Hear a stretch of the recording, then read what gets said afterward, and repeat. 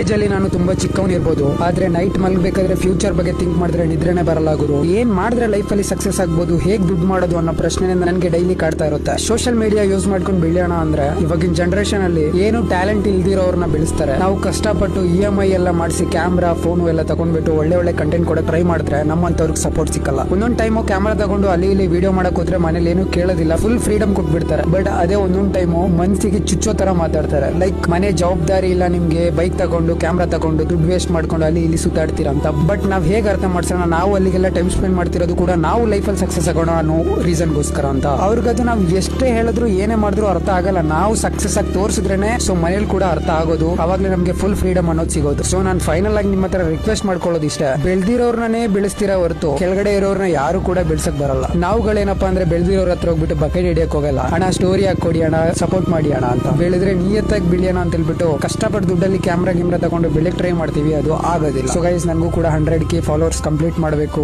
ದುಡ್ಡು ಎರ್ನಿಂಗ್ ಮಾಡಬೇಕು ಸೋಷಿಯಲ್ ಮೀಡಿಯಾದಲ್ಲಿ ಅಂತ ತುಂಬಾ ಆಸೆ ಇದೆ. ಒಂದು ಸ್ವಲ್ಪ ಸಪೋರ್ಟ್ ಮಾಡಿ. Love you all guys, bye, take care. Next ವಿಡಿಯೋದಲ್ಲಿ ಸಿಗ್ತೀನಿ.